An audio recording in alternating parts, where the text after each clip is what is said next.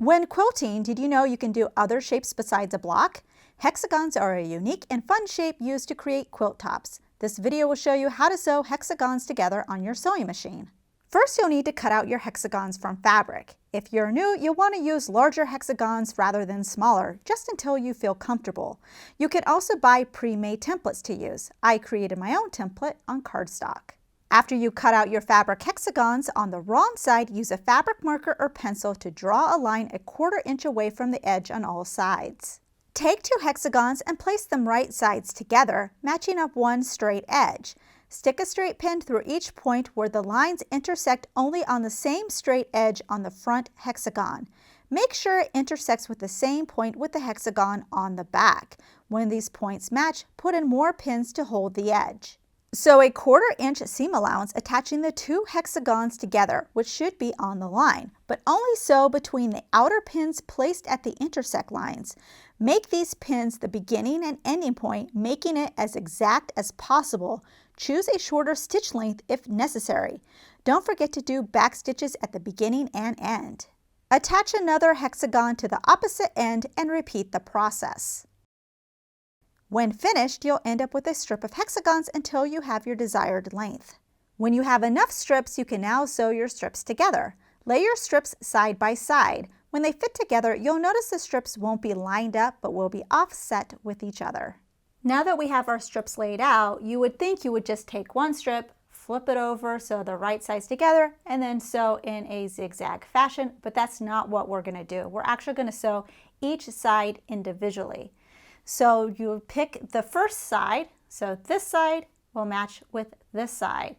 I'm going to flip it and just pin these 2 edges together. When you have your sides that match together, you're going to pin them in a similar fashion. So I have my 2 pins going through the intersect points, which I want to match for my hexagon on the back. Now because this hexagon, this one in the back, is sewn to this other one, we can actually pull this apart so we can see the full length of the hexagon. This is why we don't sew edge to edge. So it just makes it a little easier by pulling this other one out of the way since we don't want to accidentally sew it.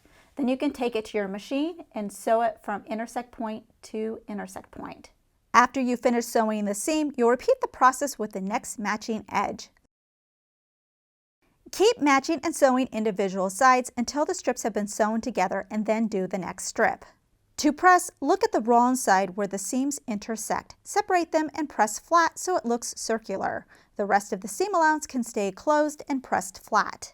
When it comes to your quilt top edges, you can either cut the hexagon edges to turn it into a straight edge and make binding easier, or you can hand sew them onto a separate border strip in order to create a straight edge for binding. To do this, on all the remaining raw edges of the hexagons, press each edge to the wrong side 1/4 inch. If you want your fabric a little stiffer so it's easier to handle, use spray starch.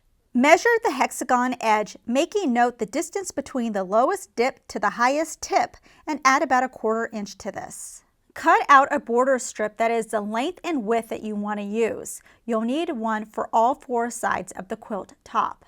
On one long edge, draw a line marking up the same measurement from hexagon dip to tip. Line up the hexagon edge so the tip of all the hexagons touch the line and pin into place.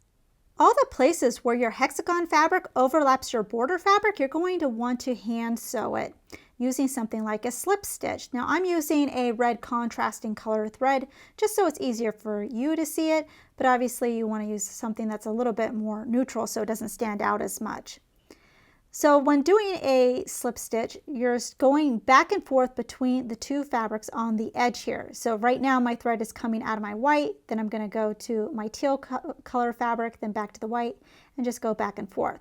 So since it's coming out of my white fabric, I'm going to grab a little bit of the teal just on the edge. It's a really small stitch here. Pull it through. Pull slowly so you don't cause yourself any knots. And you don't want to yank on it, but just pull a little tight and then your stitch won't be as noticeable. Now that it's coming out of my teal fabric, I'm going to go and grab a little bit of the white fabric right on that edge and pull my thread slowly. And then back to the teal. So you're just going to keep doing this Again, for all the hot hexagon fabric that's going over the white border fabric until it's all stitched into place, and it should look really nice and neat when you're finished. Once you have your quilt top done, you can then create your quilt sandwich and do your binding as you would with a normal quilt. Hexagon quilts can create unique and beautiful designs. We hope you enjoyed this tutorial. Please subscribe and click the bell icon to get notified of our new releases. Also check out ProfessorPincushion.com to view our complete library with well over 450 sewing tutorials. If you would like to directly support us, you can join our YouTube membership and earn some exclusive perks. Thanks for watching.